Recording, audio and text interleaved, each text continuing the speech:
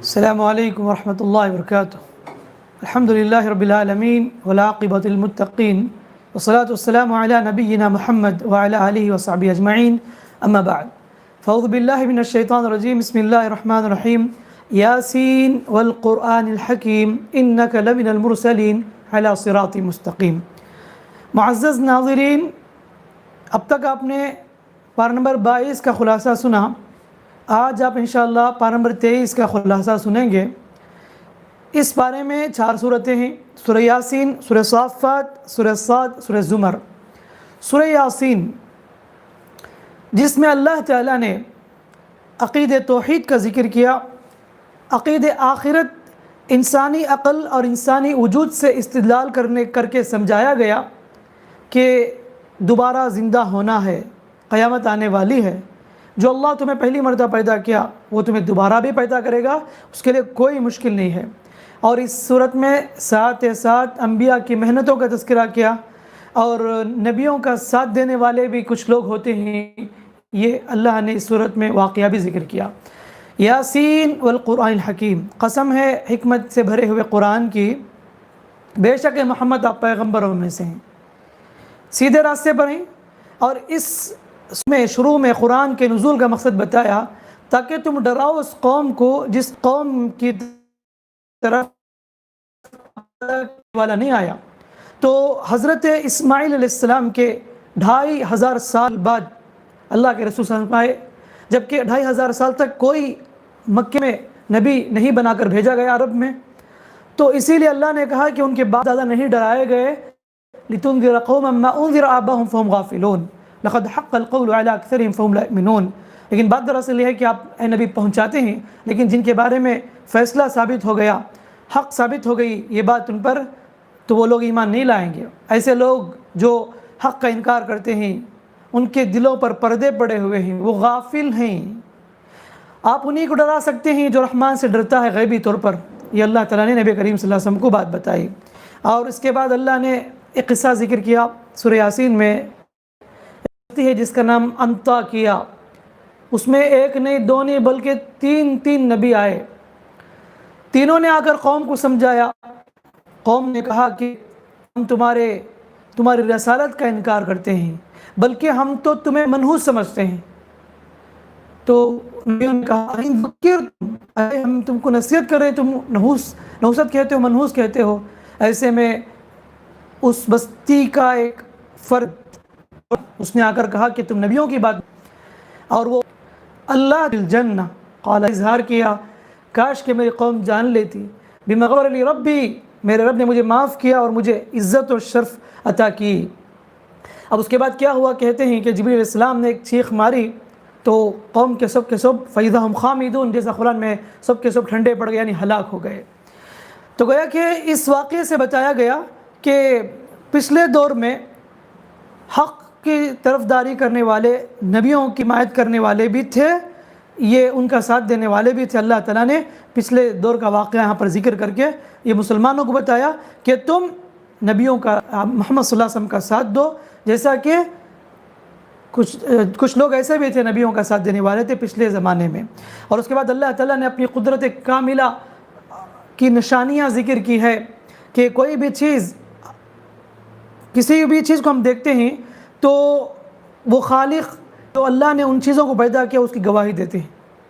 تو اللہ نے اسی لیے ساری نعمتوں کا ذکر کیا۔ یاسین میں زمین ایک نعمت ہے، سورج، چاند، یہ سب نشانی اللہ تعالیٰ کی، تو اس پر غور کرنے کی تعلیم دی گئی۔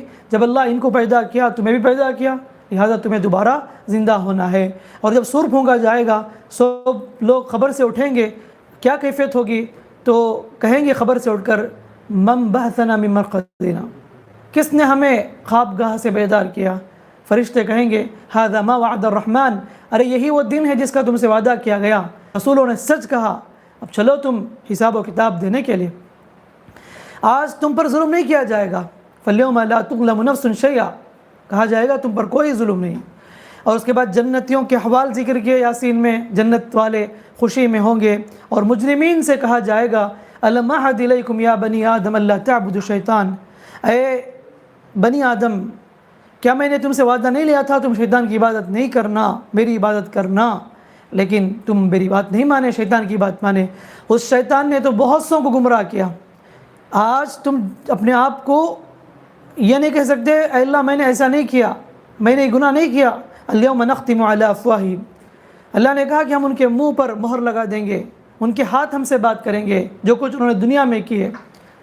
تو قیامت کے دن ہاتھ پیر سب گواہی دیں گے، جیسا کہ پچھلی صورت یعنی سورہ نور میں بھی اس بات کا ذکر ہے، یوم تشہد علیہم السنتہم، زبان گواہی دے گی، ہاتھ پیر سب گواہی دیں گے، انسان کے خلاف انسان بچ نہیں سکتا۔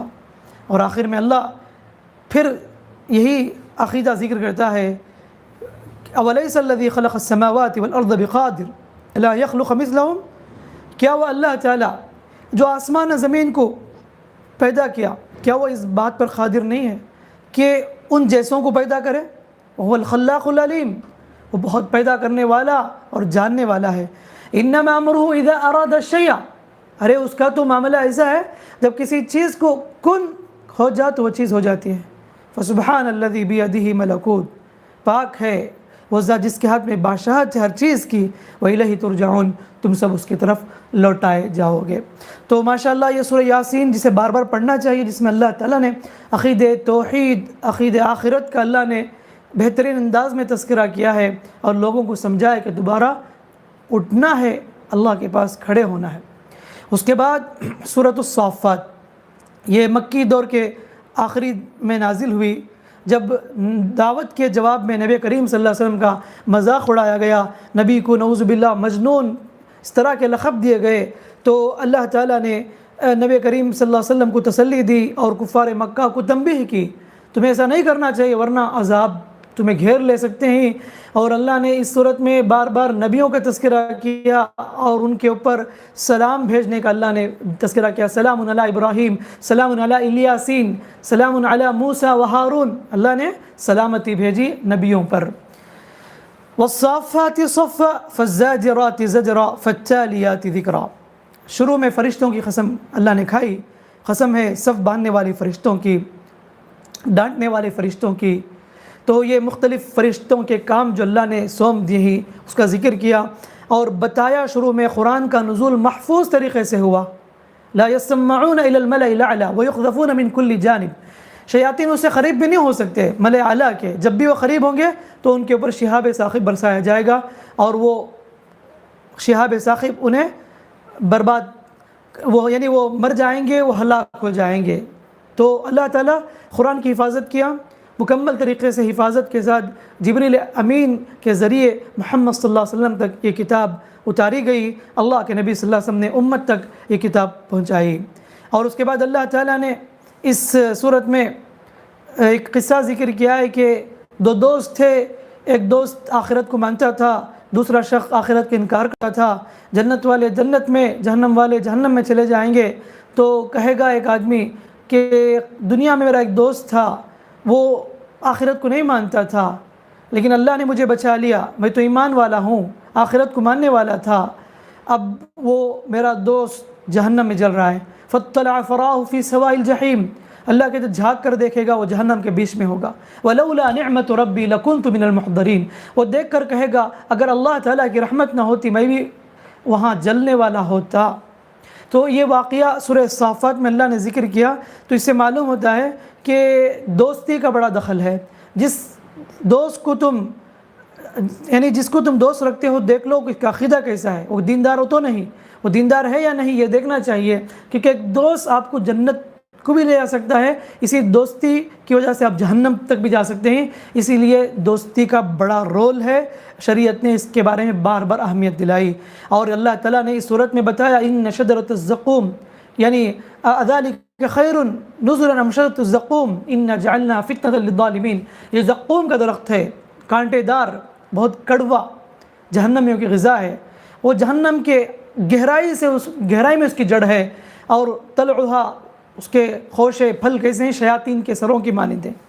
اللہ نے اس چیز سے ہم لوگوں کو ڈرایا ہے۔ اللہ سے دعا ہے کہ اللہ تعالی ہمیں سب لوگوں کو جہنم کے عذاب سے بچائے۔ اس کے بعد اللہ تعالیٰ نے ابراہیم علیہ السلام کا تذکرہ کیا کہ دیکھو ابراہیم علیہ السلام نے عقید توحید کی خاطر کیا کیا قربانیاں پیش کی. تو مختصر یہاں پر ذکر ہے کہ وَإِنَّ مِن شِيعَتِهِ لِإِبْرَاهِيمَ إِذْ جَاءَ رَبُّهُ بِقَلْبٍ سَلِيمٍ. اپنے باپ سے کہا کہ تم کس چیز کی بات کرتے ہو؟ تو پھر کہنے لگے کہ ابا جان یہ سب بیکار ہیں، یہ پتھر کی مورتیاں ہیں. لیکن باپ سننے والا نہ تھا. آخر کار انہوں نے ابراہیم علیہ السلام سب بتوں کو توڑا. آخر وہ آگ جلائے ڈالے. اللہ نے ابراہیم علیہ السلام کی حفاظت کی. انہوں نے دعا کی رب هب لی من الصالحین، جب کہ عمر بڑی ہو چکی تھی ان کی، تو کہا اے اللہ مجھے نیک اولاد دے.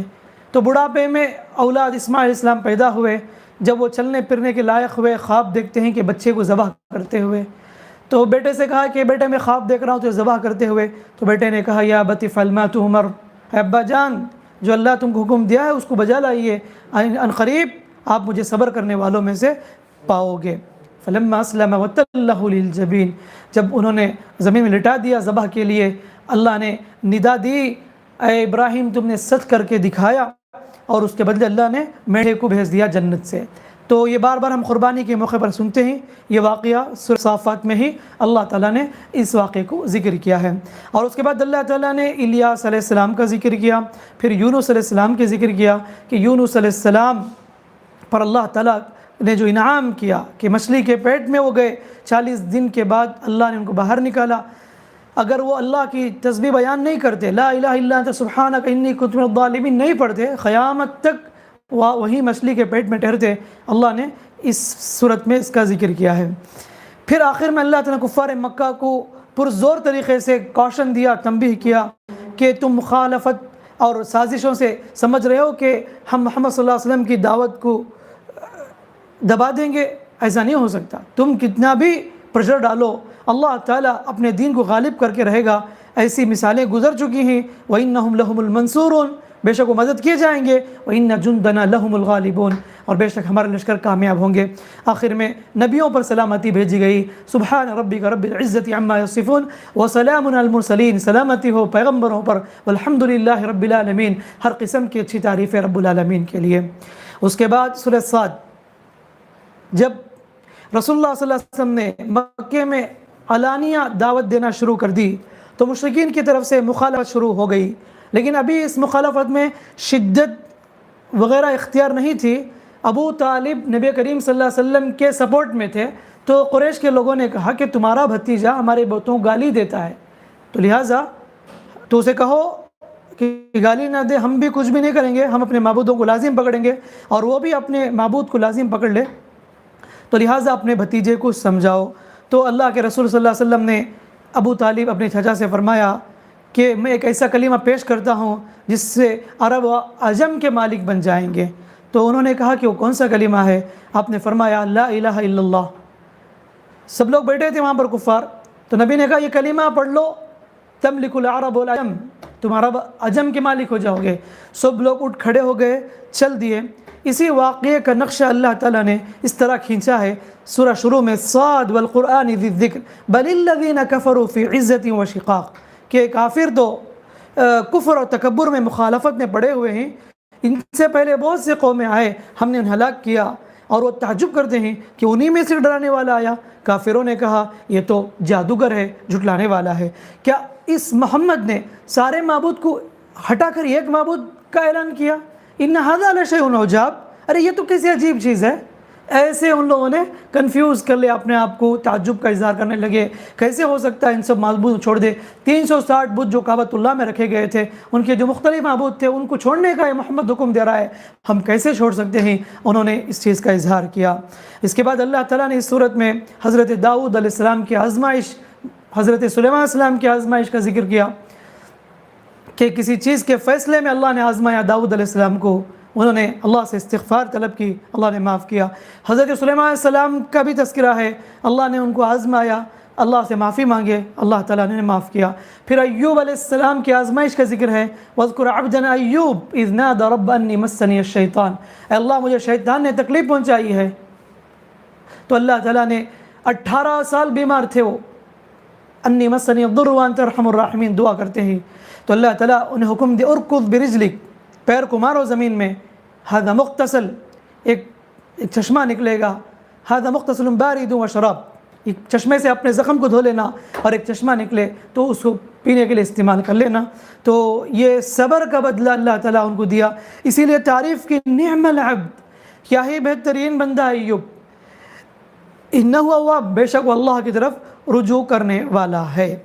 تو ان واقعات کا مقصد یہ ہے کہ اللہ تعالیٰ اپنے بندوں کا امتحان لیتا ہے، پھر کامیاب ہونے کے لیے ان کے لیے مدد بھی کرتا ہے۔ سبحان اللہ، اللہ خود امتحان لیتا ہے اور اس امتحان میں کامیاب ہونے کے لیے اللہ خود مدد کرتا ہے۔ تو کبھی اللہ تنہا نہیں چھوڑتا، زندگی میں آزمائش آئیں گی، لیکن انسان سمجھتا ہے کہ میں تو بس پھنس گیا، اس آزمائش سے نکلنا میرے لیے مشکل ہے، ایسا فیل کر لیتا، لیکن اللہ تعالیٰ اس کو نکلنے کا راستہ دکھاتا ہے اگر واقعی معنی میں بندہ اللہ پر توکل کرے۔ اسی لیے یہاں پر حضرت داؤد علیہ السلام، سلیمان علیہ السلام، ایوب علیہ السلام کا ذکر کیا، 3 مثالیں ذکر کی کہ اللہ نے کیسے راستہ نکالا، ان مع العسر یسرا، ان مع العسر یسرا۔ اس کے بعد سورۃ الزمر، یہ مکی صورت ہے، جس میں یعنی مکی دور میں یہ صورت نازل ہوئی جب مظلوم مسلمان تنگ آ کر مکہ چھوڑ کر حبشہ جانے لگے، تو اس وقت یہ صورت نازل ہوئی۔ شروع میں اللہ تعالیٰ نے اہل مکہ اپنے بتوں کو اللہ تک پہنچنے کا وسیلہ بناتے تھے، یہ عقیدہ ذکر کیا، کہتے تھے کہ ما نعبدہم الا لیقربونا الی اللہ زلفی۔ شروع آیت نمبر 3 میں اللہ نے کافروں کا عقیدہ ذکر کیا، وہ کہتے تھے ارے ہم تو ان بتوں کی عبادت نہیں کرتے بلکہ ان کے ذریعے ہم اللہ سے قریب ہونا چاہتے ہیں۔ آج بھی درگاہ پرست کیا کہتے ہیں؟ اگر کہو کہ تم مزاروں میں جا کے عبادت نہ کرو، کہتے ہیں ارے ہم جا کے تھوڑی عبادت کرتے ہیں، ہم ان کو جا کے سجدہ کرنا گویا کہ عبادت کرتے، کیا ہم تو ان کے ذریعے سے اللہ سے تقرب حاصل کرتے ہیں، تو اللہ سے ڈائریکٹ نہیں جا سکتے، ان کے وسیلے سے، اولیاء اللہ کے وسیلے سے ہم جاتے ہیں۔ ذرا غور سے سنو یہ آیت جو اللہ سورہ زمر میں کہتا ہے، آیت نمبر 1 سے لے کر 3 تک، یہ کافر بھی کہتے تھے اس زمانے میں، ما نعبدہم الا لیقربونا الی اللہ زلفی، ارے ہم تو ان بتوں کی عبادت نہیں کرتے غیر اللہ کی، بلکہ ان کے ذریعے ہم اللہ تعالیٰ کا تقرب حاصل کرنا چاہتے ہیں، اللہ کا قرب چاہتے ہیں۔ اللہ نے کہا ان اللہ یحکم بینہم، اللہ فیصلہ کرے گا ان کے دن، قیامت کے دن جس میں وہ اختلاف کرتے ہیں۔ اللہ جھوٹوں کو، کفار کو کبھی ہدایت نہیں دیتا۔ اور اس صورت کے آغاز میں اللہ نے تعارف کرایا، اللہ کون ہے؟ اللہ وہ ہے جو آسمان زمین کو پیدا حق کے ساتھ، رات کو دن میں، دن کو رات میں داخل کرتا ہے، سورج کو مسخر کیا، ہر چیز اپنے مدار پر چل رہی ہے، وہی عزیز ہے، وہی غفار ہے۔ اسی نے تم کو بھی پیدا کیا اور تمہیں میں سے ایک جوڑا پیدا کیا اور تمہارے لیے جانور پیدا کیے، یہ ساری نعمتیں ذکر کیا، یہ بتایا کہ خالق جب اللہ ہے تو تمہیں اس کی ہی عبادت کرنی چاہیے، اسی کی بندگی کرنی چاہیے، اور بتایا کہ لوگوں شکر بجا لاؤ، اگر تم شکر بجا لاؤ تو اللہ تعالیٰ تمہیں اور مزید اضافہ کرے گا، اگر ناشکری کرو گے تو اللہ تبارک و تعالیٰ تم سے کبھی راضی نہیں ہوگا۔ ان تشکروا یرضہ لکم ولا تزر وازرۃ وزر اخری۔ آیت نمبر 7 میں کہا کہ شکر بجا لاؤ تمہارے لیے بہت ہی مفید ہے اور تمہارے لیے اس میں فائدہ مند ہے۔ اور عقل مندوں کی صفات اللہ نے ذکر کی، والذین اجتنبوا الطاغوت ان یعبدوها وانابوا الی اللہ لهم البشری فبشر عباد۔ جو لوگ طاغوت کی بندگی سے دور ہیں، طاغوت ہر وہ چیز جو اللہ کے سوا جس کی بات کی جائے وہ طاغوت ہے، تو جو لوگ طاغوت کی پوجا سے دور ہیں، اللہ کے رجوع کرتے ہیں، ایسے لوگوں کو خوشخبری سنا دو جو نصیحت کو غور سے سنتے ہیں پر اس کی اتباع بھی کرتے ہیں، یہی لوگ ہدایت والے ہیں، یہی لوگ عقل مند ہیں، جو نصیحت کو سنے اور اس پر عمل کرے۔ تو اللہ تعالیٰ گویا کہ ان کو عقل مند کہہ رہا ہے، وَأُولَئِكَ هُمْ أُولُو الْأَلْبَابِ۔ اور آخر اللہ تعالیٰ اس پارے کے آخر میں ایک توحید کی بہترین مثال بیان فرمائی، ضرب اللہ مثل الرجل فیہ شرکاء، کہ ایک آدمی کی مثال بیان کی، مثلا رجل فیہ شرکاء متشاکسون، جس کے بہت سے شرکاء ہیں، وَرَجُلًا سَلَمَ لِرَجُلٍ، اور ایک آدمی ہے جو سالم ایک ہی آدمی کا ہے، ایک ایسا آدمی ہے جو کئی لوگوں کی خدمت کرتا ہے، اور ایک آدمی ہے جو صرف ایک کا ہی جو نا مطیع فرما بردار ہے، کیا وہ دونوں برابر ہو سکتے ہیں؟ تو اللہ پوچھتا ہے الحمدللہ بل اکثرهم لا یعلمون، بلکہ اکثر لوگ نہیں جانتے۔ یعنی معبود ایک ہو تو ہی کائنات کا نظام اور سب چیزیں صحیح طریقے سے ہوگی، تو جب شرکاء زیادہ ہو تو اختلاف بھی زیادہ ہوں گے، جب اختلاف زیادہ ہوں گے تو کائنات کا نظام درہم بھرم ہو سکتا ہے. تو معلوم یہ ہوا خالق ایک ہے تو اسی کی بندگی ہونی چاہیے. بہرحال یہ بارہ نمبر 24 کا یہ خلاصہ رہا. بس اللہ سے دعا ہے اللہ تعالیٰ مجھے اور آپ کو قرآن مجید کو سمجھنے غور کرنے اس پر عمل کی توفیق دے. آمین. والسلام علیکم ورحمۃ اللہ وبرکاتہ.